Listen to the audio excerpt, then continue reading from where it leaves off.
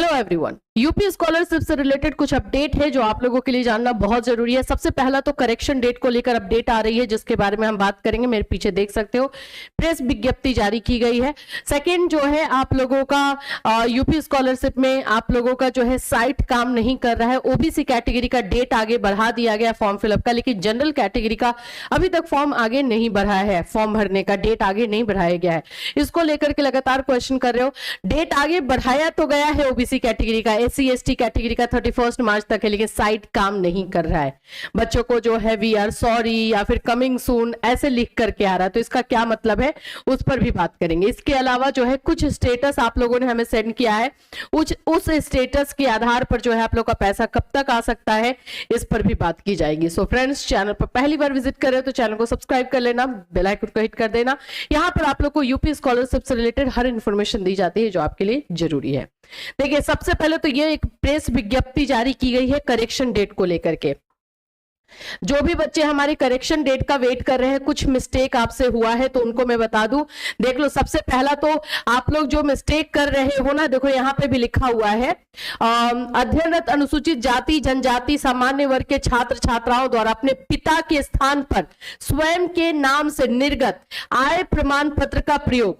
सबसे ज्यादा मिस्टेक जो है इस बार आ रहा है इनकम सर्टिफिकेट को लेकर। इनकम सर्टिफिकेट अपने फादर का होना चाहिए या मदर का होना चाहिए, अपने गार्जियन का होना चाहिए, लेकिन आप लोग ओवर स्मार्ट, आप लोग अपना जो है लगा रहे हो, तो उसको लेकर के स्पेशली यहाँ पे मेंशन कर दिया गया है।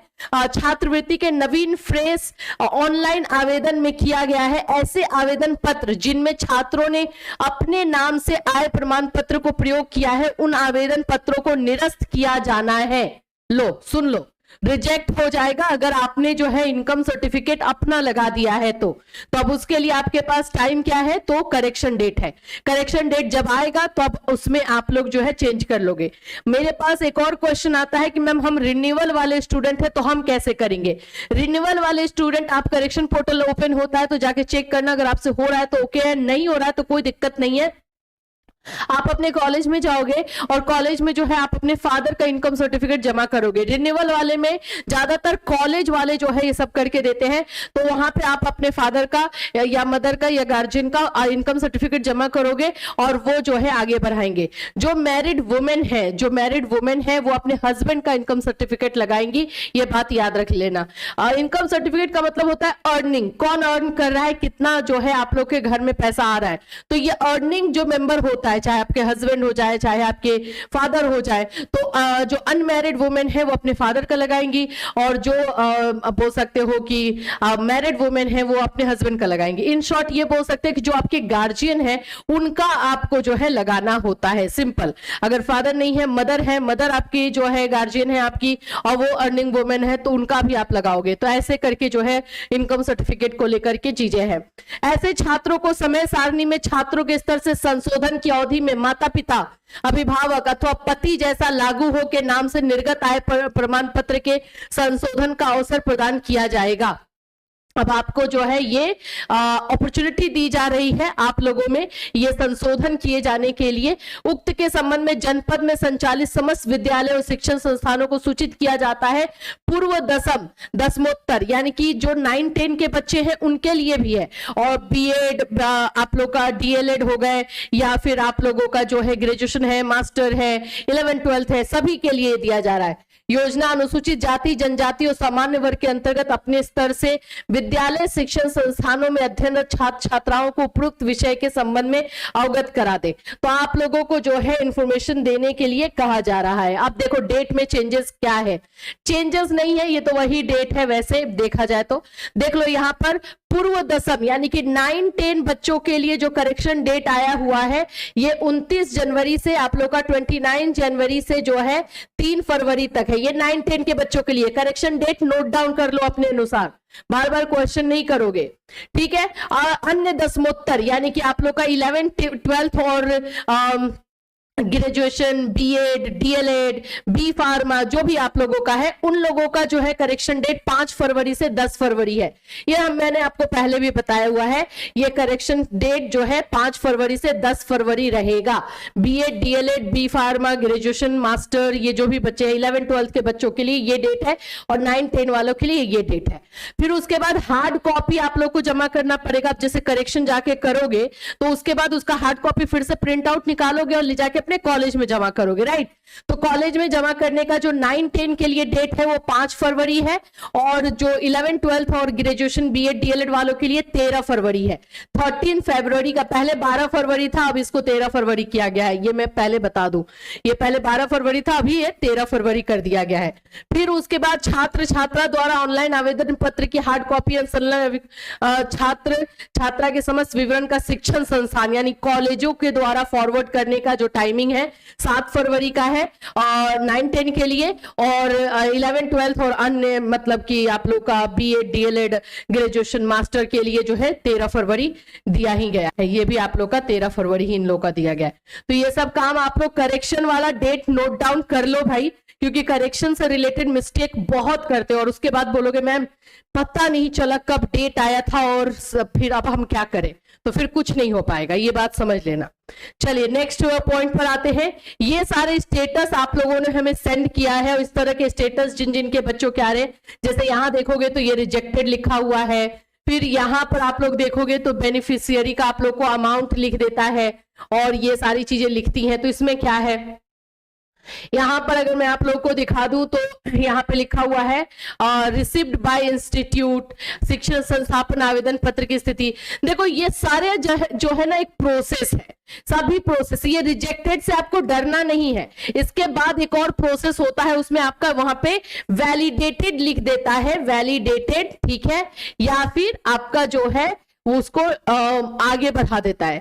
तो आप लोगों को इसमें डरने वाली बात नहीं है, रिजेक्टेड है तो एक स्टेप के बाद फिर आपका वैलिडेटेड करेगा। अब आप लोगों का यहां पर देखोगे तो इसमें अमाउंट शो होने लगा है, ठीक है, इसमें 300 एप्लीकेशन आईडी है ये, और नहीं अमाउंट वाला इसमें नहीं दिखा रहा है, लेकिन यहीं पर आप लोगों का जब जब आने वाला पैसा होता है ना तो अमाउंट शो होने लगता है कितना पैसा आपको आने वाला है। जब वो चीजें हो गई तो समझो कि विद इन 10 डेज आपका पैसा आ जाना है। और ये रिजेक्ट और इन सभी चीजों से डरना नहीं है, ये प्रोसेस है, ये प्रोसेस से ऐसे गुजरता ही है, अंडर प्रोसेस आप इसको मान सकते हो। इस वाले से भी आप लोग को डरना नहीं है, ये भी आप लोग का प्रोसेस से है। यहाँ पे जैसे लिखा आता है कि संबंधित विद्यालय एवं एफिलिएटिंग एजेंसी द्वारा संस्था की मान्यता, पाठ्यक्रम, वास्तविक छात्र संख्या की प्रमाणिकता को डिजिटल हस्ताक्षर से ऑनलाइन सत्यापित नहीं किया गया है। ये कॉलेज का प्रॉब्लम है, कॉलेज इसको सही करके देता है, ये सब कॉलेज के थ्रू किया जाता है, तो इसमें भी आपको डरने वाली जरूरत नहीं होती है। एक इस तरह का आता है बेनिफिशियरी कोड, और इस तरह से आप लोगों का रहता है। तो आपको कैसे चेक करना होता है इसके बारे में मैंने ऑलरेडी आप लोग को बताया हुआ है कि पीएफएमएस के साइट पर जाना है, उसमें आपको बेनिफिशियरी चेक करना है, आपका पेमेंट चेक करना है, तो आपको किस तरह से करना है, तो वो वीडियोस मैंने आप लोग को बताए हुए हैं, वो जाकर के देख लोगे और उसके अकॉर्डिंग चेक करोगे। और उसमें अगर रिजेक्टेड या कुछ ऐसी चीजें लिख कर आ रही है तो बिल्कुल डरना नहीं, अंडर प्रोसेस है। ये अच्छी बात है कि आपका डॉक्यूमेंट प्रोसेस में चल रहा है और बहुत जल्दी आपको पैसा देखने को मिलेगा। अभी देखो जिनका भी ना पीएफएमएस पे अमाउंट शो हो जाता है, जैसे मानो कि 2000 का अमाउंट शो हो गया, तो विद इन 10 डेज पैसा आने का चांस है, यानी कि आपका जो है बोल सकते हो कि आगे बढ़ा दिया गया है और फाइनल भी हो गया है कि आपका इतना पैसा जो है आने वाला है, तो 10 दिन के अंदर आ जाएगा। और ये रिजेक्टेड और ये सारा प्रोसेस है, तो सोचो कि अभी अंडर प्रोसेस, अब इसमें थोड़ा सा टाइम लगने वाला है, सिंपल, ठीक। चलिए अब बात कर लेते हैं कि ऐसे बच्चे जिन लोगों का जो है वी आर सॉरी और इस तरह से जो है चीजें लिख करके आ रही हैं, उनका क्या है। देखो भाई, जैसे भी आप लोग का वी आर सॉरी या कुछ ऐसी चीजें लिख करके आ रही हैं, या फिर कमिंग सून, ये सब लिख कर आ रहा है, ये आपका इशू नहीं है, ये साइट का इशू है। जो भी बच्चे, जैसे कि SC ST का जो है डेट आप लोगों का 31 मार्च तक है फॉर्म भरने का, लेकिन बच्चे बोल रहे हैं कि मैम हम फॉर्म भरने जा रहे हैं तो ये कमिंग सून लिख करके आ रहा है, क्या करें। तो बस ये समझो कि आपकी गलती नहीं है, साइट में इशू चल रहा है। साइट में अभी समझ में नहीं आ रहा कि वो क्या करे। 2-3 दिनों से, जब से डेट आगे बढ़ाया गया है ओबीसी का, तब से ये ही हाल चल रहा है। तो सर्वर इशू है। अब ये सर्वर इशू अगर चल रहा है तो जाहिर सी बात है कि इसमें डेट आगे बढ़ा करके देना चाहिए। तो जैसे जैसे अपडेट आएगा हम आपको बताएंगे, लेकिन ये साइट इशू जो है चल रहा है, ठीक है।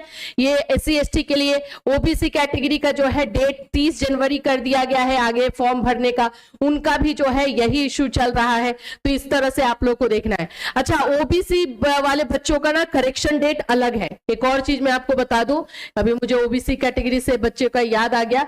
ओबीसी ये जो करेक्शन डेट है वो general category SC ST category का है। ओबीसी कैटेगरी का जिन्होंने पहले फॉर्म भरा है, अभी तो जो इस वाले में तीसरे चरण में जो फॉर्म भरेंगे उनका तो करेक्शन डेट आएगा ही नहीं, उसमें क्लियरली लिखा हुआ है।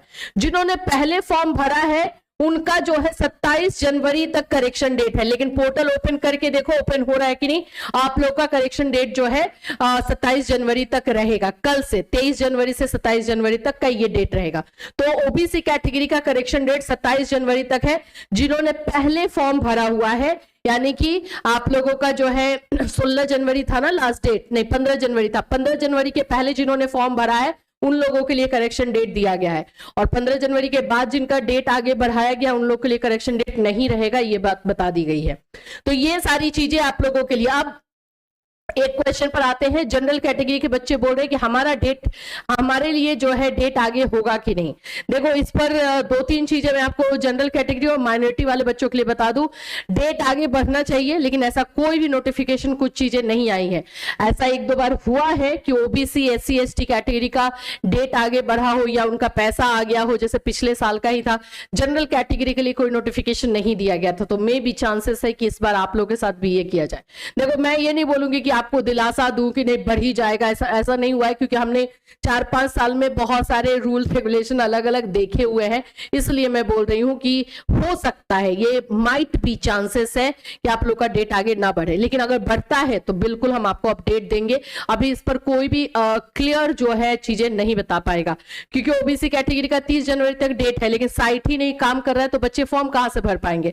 अब साइट काम नहीं करने की वजह से 30 जनवरी तक का जो डेट दिया गया है उसमें सारा जो है प्रॉब्लम आ रही है। तो एक तरह से उन लोगों के लिए भी समझो कि अभी डेट आगे बढ़ा ही नहीं है, फॉर्म ही नहीं भरा जा रहा है। SC ST वाले बच्चे फॉर्म नहीं भर पा रहे हैं। तो ये सारा इशू जो है साइट की वजह से हो रही है, सर्वर इशू है। जैसे ही ये चीजें ठीक हो जाएंगी वैसे आप लोग को हम लोग अपने चैनल के माध्यम से बिल्कुल अपडेट करेंगे।